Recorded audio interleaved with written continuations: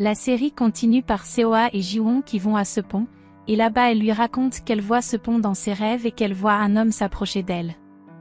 Seoa est jaloux et veut savoir si c'était son amoureux puisqu'elle affirme qu'il devait être quelqu'un d'important pour elle. Un moment il lui fait une dédicace et demande qu'elle soit sa copine en l'offrant une chaîne, elle refuse en insinuant qu'elle doit refuser comme lui avait refusé 2 fois de suite. Alors il demande une 3e fois et elle accepte. Tout heureux il lui met la chaîne au cou puis l'offre les boucles d'oreilles, par la suite il promet de rester à ses côtés. Il lui fait une bise et il commence à visiter le pont. Minji arrête la cloche dans sa chambre, Doyon fait des recherches aussi sur ce pont, pendant que Chowon risque un incident à son travail. Nous revenons sur Seoa qui prend les photos du pont et Jiwon commence à avoir des visions où elle aperçoit bien le visage de Seoa qu'elle a tué et qu'elle aussi a été tuée après, ce jour il y avait Minji aussi. Plus tard Jiwon et Seoa sont dans un café, ce dernier s'inquiète tellement pour elle qu'il demande qu'ils partent voir un médecin car elle s'est étouffée tout à l'heure. Elle refuse et dit qu'elle va bien, par contre il s'inquiète tellement. Ils arrivent à leur appartement qu'ils ont pris pour passer le week-end, Seoa est mal à l'aise d'être seule avec elle à cet endroit, un moment elle demande qu'ils vont se laver. Mais avant il lui montre sa chambre et elle est surprise qu'il a pris un appartement avec 2 chambres. Elle fait allusion au fait qu'ils ont déjà eu à dormir dans la même chambre quand ils étaient petits et on montre les extraits de ce jour. Plus tard, ils sont posés, Jiwon parle de l'arrestation de l'oncle de Seoa qui est dans les réseaux, elle fait aussi allusion au fait que toutes les filles et femmes font allusion à la beauté de Seoa, au point de vouloir savoir s'il est célibataire. Seoa commence à se sentir coupable pour Jiwon petite, alors Jiwon ne veut pas qu'il se sente mal, elle le remercie aussi pour avoir brûlé les preuves qui accusaient son nouveau père de l'avoir tué dans l'ancienne vie, et on montre les extraits du jour qu'il a brûlé les documents, un moment il se met à sourire. Doyon dans sa chambre pense au jour qu'il était en train de dîner avec Seoa et Chowon après les classes. Chowon rentre triste. Endormi, Jiwon rêve encore et voit des enfants qui jouent avec Seoa et le fait qu'elle l'a poignardé. Elle est à la cuisine après, puis elle se met à prendre des notes sur les noms qu'elle a entendus pendant son rêve, et elle se pose plusieurs des questions sur la personne qui l'appelait dans le rêve en dehors de Seoa. Elle va donc près de Seoa qui se réveille et accepte enfin de dormir avec elle dans la même chambre, ils dorment ainsi l'un collé à l'autre. Seoa se réveille un moment et il reçoit un message.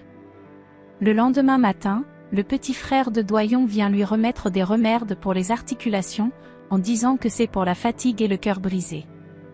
Il goûte le repas et constate qu'il y a encore trop de sel.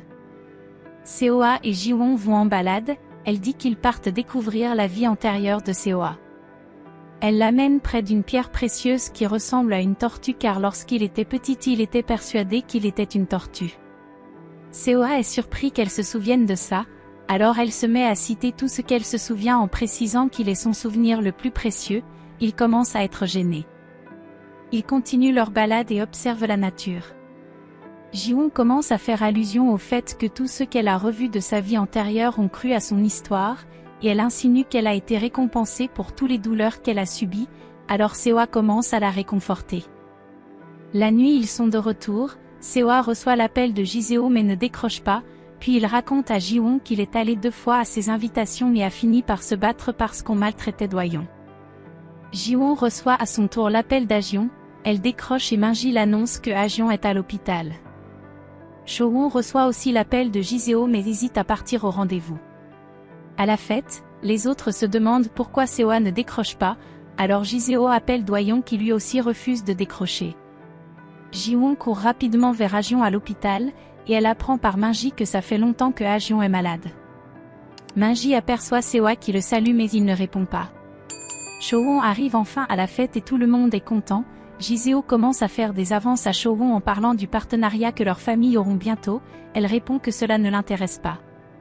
Doyon arrive à la fête et Jiseo commence immédiatement à l'insulter, il l'ignore et prend plutôt le faire-part de Seoa pour s'en aller mais Jiseo essaie toujours de le rabaisser.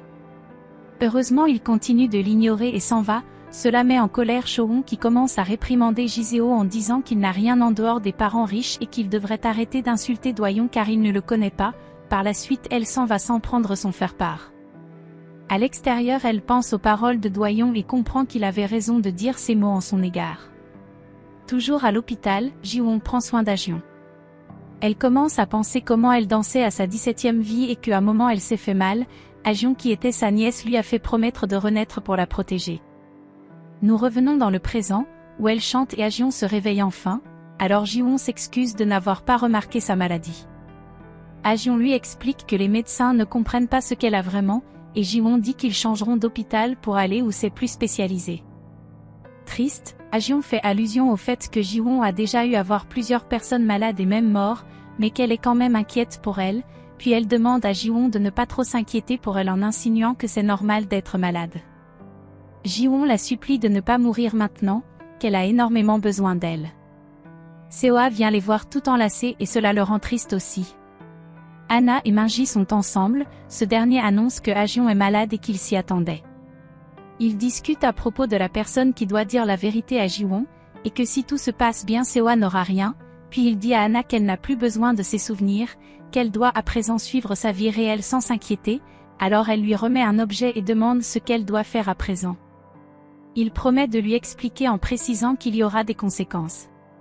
Seo-ah arrive chez lui et voit qu'il a reçu un paquet. À l'intérieur, il reçoit l'appel de Ji-won qui s'excuse de n'avoir pas pu lui dire au revoir. Il la comprend et essaie de la consoler avec les mêmes mots qu'elle avait utilisés pour le consoler. Cela la rend heureuse et il se raccroche. Les jours suivants au bureau, Doyon remet le faire-part à Seo-ah qui ne voulait pas qu'il parte là-bas, et Doyon avoue quand même qu'il n'a pas aimé être à cette fête mais y était obligé comme c'est son travail. Seo-ah, pour changer de sujet, demande après Madame Jang. Immédiatement il est dans son bureau pour lui montrer des documents qui prouvent qu'elle a volé de l'argent à l'hôtel de sa mère. Madame Jang essaie de démentir, alors il lui montre les photos de l'hôtel qui étaient dans un sale état et aussi le carnet de sa mère où elle explique tout ce que Madame Jang faisait. Après lui avoir montré tout ceci, il promet qu'ils iront en procès malgré que Madame Jang ne cesse de dire qu'elle a beaucoup travaillé pour avoir cette place, et que c'est elle qui a pris soin de sa mère lorsqu'elle était malade. Il s'en va et à l'extérieur Doyon lui demande comment il a fait pour avoir des documents qui datent de depuis 20 ans. Seo-ah pensait que c'était Doyon qui avait déposé, et on montre les extraits du paquet déposé devant sa porte. Le père de Seo-ah arrive et jette un sourire à Seo-ah. À ce moment on aperçoit Anna de loin qui est heureuse de voir Seo-ah sourire. Le père de Seo-ah s'en va annoncer à Madame Jang qu'elle est virée du groupe. Elle supplie à genoux mais en vain. Alors elle descend et en bas elle jette les fleurs préférées de la mère de Seo-ah. Plus tard Seo-ah achète des fleurs et sur la route Anna le suit, elle lui fait un gros câlin et puis lui remet un porte-clés avec une tortue dessus, par la suite elle s'en va. Seo-ah commence à penser à sa mère qui savait qu'il aimait les tortues. Ji-won arrive dans la chambre d'Ajion et se dépêche de lui venir en aide puis prend soin d'elle comme un bébé.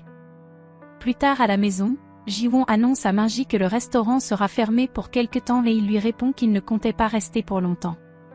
Ji-won parle de l'état d'Ajion en disant que les docteurs ne trouvent rien mais qu'ils feront des examens supplémentaires.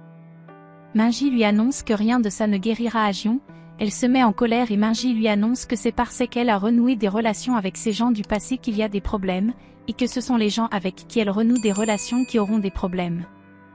Elle refuse de croire mais Minji lui dit avoir déjà vécu cela, qu'elle ne doit en aucun cas avoir de bonnes relations avec les gens du passé. Après insistance elle commence à comprendre enfin que Ajion est malade à cause d'elle. Minji ajoute que même Seo-won et Seo-ah risquent d'avoir des problèmes eux aussi. Ji-won se met à lui demander qui il est vraiment, il répond juste qu'il est là pour lui venir en aide et qu'il est encore temps pour elle d'oublier ses vies antérieures et que sa première vie est la solution.